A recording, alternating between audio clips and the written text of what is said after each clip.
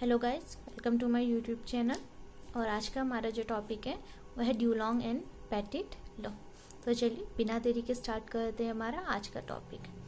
अब होता क्या है, अगर आप एक आइडियल सॉलिड लेंगे तो उसमें हम मानते हैं कि उनके जो पार्टिकल हैं वो एक दूसरे से इंटरेक्ट नहीं कर रहे हैं। तो इसका मतलब उसके अंदर जो पार्टिकल्स हैं वो इंडिपेंडेंट हैं और वो अपनी ही पोजीशन पे क्या कर रहे हैं, एक वाइब्रेशन प्रोड्यूस कर रहे हैं।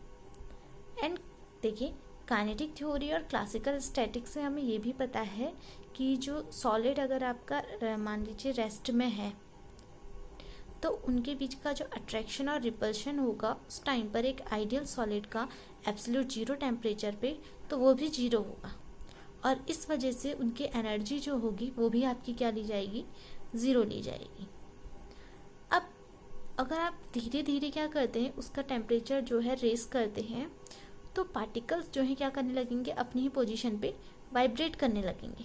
जब आपका टेम्परेचर जीरो है तब तो आपका कुछ वाइब्रेशन इतनी होगी नहीं, लेकिन आप जैसे ही टेम्परेचर रेस करेंगे तो आपका क्या होगा, पार्टिकल्स जो हैं अपनी ही पोजीशन पे वाइब्रेशन करने लगेंगे।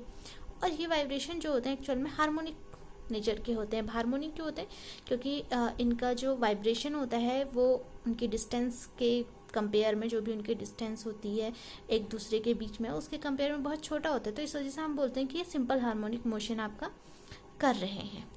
देखिए मैं इसे समझा देती हूँ आपको, लैंग्वेज में मैंने लिखा है, the atom of ideal solid are assume to be non interacting with each other and hence an ideal solid may be considered to be consisting of spacelike of independent atom vibrating about their main position। ठीक है, कि यानी कि आप क्या कह सकते हैं, एक आइडियल सॉलिड को ऐसा सॉलिड भी कह सकते हैं कि उसके जो एटम्स हैं वो एक दूसरे से इंटरेक्ट नहीं कर रहे हैं और अपनी पोजीशन पे क्या करेंगे, वो वाइब्रेट करेंगे। From kinetic theory and classical statics, it is known that the atom of solid substance are at rest under the action of their mutual attraction and repulsion at absolute zero of temperature.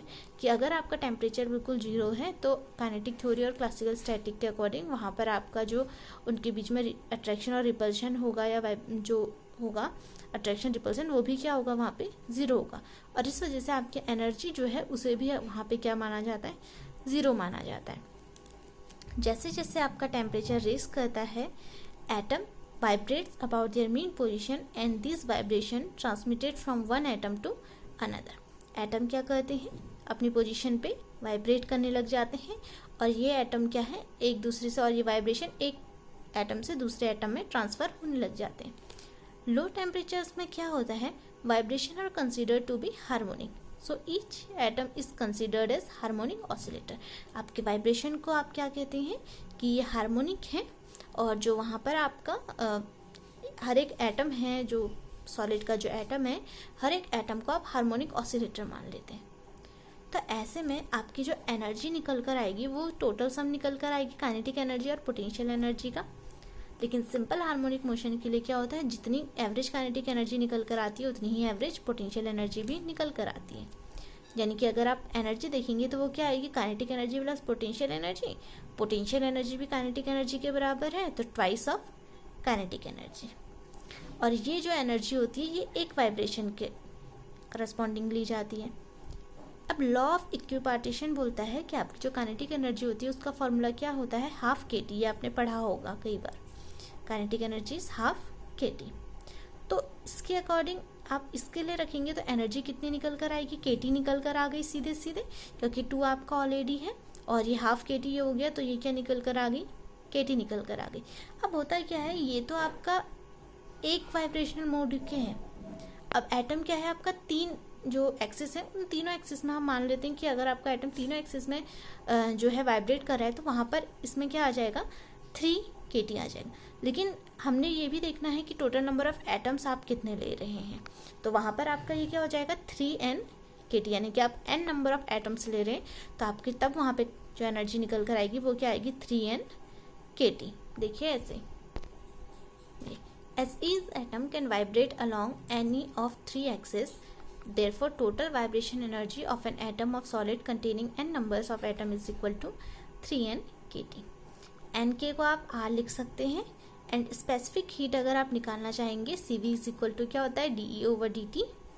तो d/dt इसकी जगह पे 3RT आया, यानी कि ये क्या आ गया आपका 3R। जब आपने इसे मल्टीप्लाई करी या वैल्यू पुट करी तो 5.96 कैलोरी पर डिग्री मोल आ गया। इसी रिजल्ट को आप क्या बोलते हैं, ड्यूलॉन्ग्स एंड पेटिट्स लॉ। और इसे आप एक्चुअल में कैसे स्टेट करते हैं, देखिए इसका स्टेटमेंट कैसा है, the product of atomic weight and specific heat of all element in solid state are same, that is 6.0 calories per gram atom per degree Celsius। सीधे सीधे आपका ये कहने का मतलब है कि ड्यूलॉन्ग और पेटिट ने ये दिखाया कि आपकी जो स्पेसिफिक हीट है या हीट कैपेसिटी है वो क्या करती है कि सेम रहती है, वो कभी चेंज नहीं होती। हर एक एटम के लिए आप लेना चाहेंगे तो वो क्या होती है, सेम होती है। लेकिन बाद में एक्सपेरिमेंट करा गया तो पता चला कि जब आपका टेम्परेचर 0 डिग्री के आसपास होता है या 0 डिग्री होता है तो वहाँ पर वो एक्चुअल में आपकी हीट कैपेसिटी भी क्या होती है, 0 होती है। क्या मतलब कि आपके लो टेम्परेचर्स में आपकी हीट कैपेसिटी इक्वल नहीं है। मतलब एक इस तरीके से इसका ग्राफ आता है, देखिए इस तरीके एक उसके बाद आपका ये बढ़ता है इस तरीके से, लेकिन उससे पहले ये क्या होती है, सारी चीज़ें ये कम रहती हैं, यानी कि 0 टेम्परेचर पे ये लगभग 0 के ही बराबर होती हैं। उस टाइम पर ये इक्वल नहीं होती हैं, सबकी अलग अलग होती हैं, उस टाइम पे इक्वल नहीं होती। लेकिन हाँ, एक लिमिट के बाद में जाकर ये क्या हो जाती हैं, इक्वल हो जाती है कि एक लिमिट में पहुंच गई तब वहाँ पर जाकर आपकी ये 6 के आसपास आती हैं। और यही चीज़ जो है ड्यूलॉन्ग्स एंड पेटिट लॉ नहीं समझा पाया था। और इसके बाद आई थी हमारी आइंस्टीन की थ्योरी स्पेसिफिक हीट के लिए, जो है हम नेक्स्ट वीडियोस में जो है डिस्कस करेंगे। और गाइस हमारा जो है स्टैटिकल मैकेनिक्स लगभग ख़त्म ही होने वाला है। इसके बाद मैं सोच रही हूँ कि मैथमेटिकल फिज़िक्स और क्लासिकल फिज़िक्स जो है स्टार्ट कर दूँ। तो आप मुझे बता दीजिएगा कि आपको मैथमेटिकल फिज़िक्स चाहिए या क्लासिकल फिज़िक्स के नोट चाहिए, मैं उस अकॉर्डिंग जो है नोट्स प्रिपेयर कर पाऊँगी। एंड मैं जानती हूँ कि हाँ मेरी वीडियो थोड़ी लेट हो जाती है, तो उसके लिए आई एम रियली सॉरी, क्योंकि टाइम नहीं लग पाता है। लेकिन मैं फिर भी कोशिश करूँगी कि आपको जल्दी से जल्दी जो है वीडियो प्रोवाइड कर सकूँ। तो मिलती हूँ आपसे एक नेक्स्ट टॉपिक के संग नेक्स्ट वीडियो में। तब तक के लिए टेक केयर, गुड बाय।